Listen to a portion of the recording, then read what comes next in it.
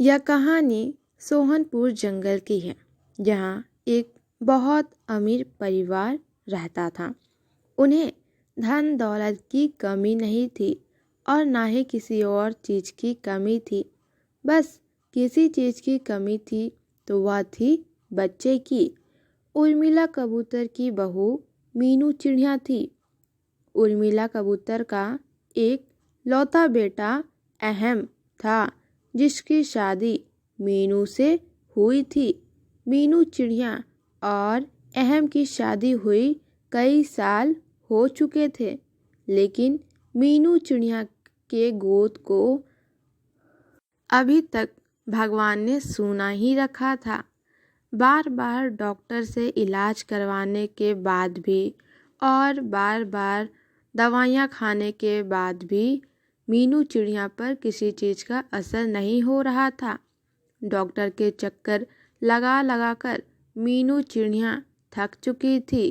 रोज़ रोज़ बाहर वालों और घर वालों की ताने सुन सुनकर मीनू चिड़िया बहुत ज़्यादा परेशान हो गई थी। एक दिन मीनू चिड़िया अपने पति अहम कबूतर को खाना देती है। तभी अहम गुस्से से मीनू चिड़िया से कहता है, खाना रख दे यहाँ पर और चली जा यहाँ से। तेरी वजह से मेरे दोस्तों के सामने मेरी नाक कट गई है। सबके छोटे छोटे बच्चे हैं, कईयों के बच्चे बड़े भी हो गए हैं, सिर्फ मेरे ही बच्चे नहीं हैं। तेरी वजह से मुझे सबके सामने शर्मिंदा होना पड़ता है। मेरी किस्मत ही खराब थी जो तू जैसी चिड़िया मेरे किस्मत में लिखी थी। और फिर मीनू चिड़िया रोने लगती है और अपने कमरे में आ जाती है। हे भगवान, मैंने क्या बिगाड़ा था किसी का जो मेरी इतनी बड़ी परीक्षा ले रहा है। आखिर मैं कब तक इन सब के तानों को सुनती रहूँगी? कब तक मुझे ये सब कुछ सहन करना होगा? मुझ पर कृपा बरसाइए भगवान। एक दिन की बात है, सभी पक्षी आपस में बात कर रहे थे। तभी वहाँ पर रानो कौवी आती है और कहती है, कल मेरे यहाँ घर पूजा है, आप सभी को आना है। आप सभी को मैं आमंत्रित करने आई हूँ। कल आप सभी को मेरे घर में पूजा के लिए ज़रूर से ज़रूर आना है। रानो कौवी सभी को पूजा में आने के लिए आमंत्रित करती है, लेकिन सामने में खड़ी मीनू चिड़िया को वो कुछ नहीं कहती है और ना ही अपनी पूजा के लिए आमंत्रित करती है। ये सारी चीज़ों को तोता देख रही होती है।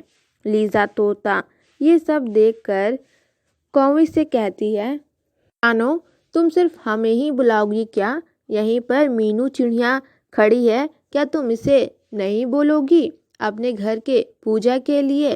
क्या तुम मीनू चिड़िया को पूजा के लिए आमंत्रित नहीं करोगी? तुम लोगों को क्या लगता है, मुझे दिखाई नहीं देता है या फिर मैं बोलना नहीं चाहती हूँ? तुम सब जानते हो कि पूजा जैसी शुभ चीज़ में मैं इस बान चिड़िया को कैसे बुला सकती हूँ? अभी अभी मेरी नई नई शादी भी हुई है और अभी हमारा घर नया बनकर तैयार हुआ है। मैं इसे बुलाकर कोई भी गड़बड़ी नहीं करना चाहती हूँ, ना ही जानबूझकर अपने घर में कोई मुसीबत बुलाना चाहती हूँ। मुझे कैसी कैसी ताने सुनने को मिल रहे हैं। मैं कब तक इनकी बातें सुनती रहूँगी? मुझे कैसी कैसी बातें सुननी पड़ रही है। मुझे कितना अपमानित होना पड़ रहा है। भगवान ने मेरे साथ ही ऐसा क्यों किया? मैंने कभी किसी का बुरा नहीं चाहा, फिर भगवान ने मेरे साथ ही इतना बुरा क्यों किया? हे भगवान, मैं क्या करूं? मुझे कुछ समझ में नहीं आ रहा है। बान सुन सुनकर अपमान अब मैं नहीं बर्दाश्त कर सकती। ये शब्द मेरे लिए बदवा बनते जा रही है। अब मैं और नहीं रह सकती। तभी मीनू चिड़िया की बातें सुनकर तोता मीनू चिड़िया से कहती है, क्या हुआ मीनू चिड़िया, तुम इतनी उदास क्यों हो रही हो? तुम तो जानती हो मेरी परेशानी। अब बान शब्द सुन सुनकर मैं थक चुकी हूँ। अब मुझ में इतनी शक्ति नहीं है। तुम ही बताओ मैं क्या करूं? मीनू चिड़िया, तुम नवरात्रि पूजा करो। नवरात्रि पूजा बहुत बड़ी पूजा है और इसे करने वालों की मन्नत पूरी होती है। हाँ, कल से माँ दुर्गा की नवरात्रि पूजा शुरू हो रही है। तुम 9 दिन माँ दुर्गा की आराधना पूजा सच्चे मन से करो।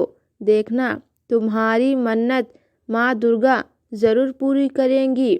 माँ दुर्गा तुम्हारी गोद ज़रूर भर देंगी। मैं कल से नवरात्रि की पूजा करूँगी। तुम भी मेरे साथ माँ दुर्गा की पूजा करना। देखना, माँ की कृपा से तुम्हारे सारे दुख दर्द दूर हो जाएंगे। हाँ लीज़ा तोता, मैं तुम्हारे साथ ज़रूर पूजा करूँगी। मैं रोज़ तुम्हारे घर आऊँगी और माँ दुर्गा की पूजा सच्चे मन से करूँगी। और अगले दिन से ही माँ दुर्गा की पूजा के लिए लीज़ा तोता और मीनू चिड़िया तैयार रहती हैं। वो दोनों ही बहुत सच्चे मन से माँ दुर्गा की पूजा करती हैं। लेकिन ये बात मीनू चिड़िया की सास को पसंद नहीं आया कि मीनू चिड़िया दूसरे पक्षियों के घर जाकर पूजा कर रही है। इसलिए मीनू चिड़िया की सास ने ये बात मीनू चिड़िया के पति अहम को बताया। जब ये बात अहम को पता चली तो वो बहुत गुस्सा हो गया कि मीनू चिड़िया अपने से गरीब पक्षियों के घर जा रही है। और फिर अहम तोता के घर आ जाता है, जहाँ मीनू चिड़िया माँ दुर्गा की पूजा पूरी विधि विधान से कर लेती है। मीनू चिड़िया नवरात्रि की पूजा सफलपूर्वक पूरा कर लेती है। मीनू, तुम यहाँ आकर क्या कर रही हो? इन गरीब चिड़ियों के घर तुम्हें आने किसने बोला? जो काम हम इतने इलाज और दवाइयों से नहीं कर पाए वो तुम एक पूजा से कर लोगी। तभी मीनू चिड़िया को चक्कर आ जाता है और मीनू चिड़िया बेहोश हो जाती है। अहम जल्दी से डॉक्टर को बुलाता है और फिर डॉक्टर मीनू चिड़िया का चेकअप करते हैं और डॉक्टर बहुत खुश होकर अहम को कहते हैं, बधाई हो अहम, इतने दिन से तुम जिस चीज़ का इंतज़ार कर रहे थे वो सपना तुम्हारा पूरा हो गया है। हाँ, तुम्हारी मनोकामना पूरी हो चुकी है। मीनू चिड़िया माँ बनने वाली है। यह सुनकर अहम की खुशियों का ठिकाना नहीं रहता है। मीनू चिड़िया की सास और अहम की माँ को अपनी गलतियों का एहसास हो जाता है।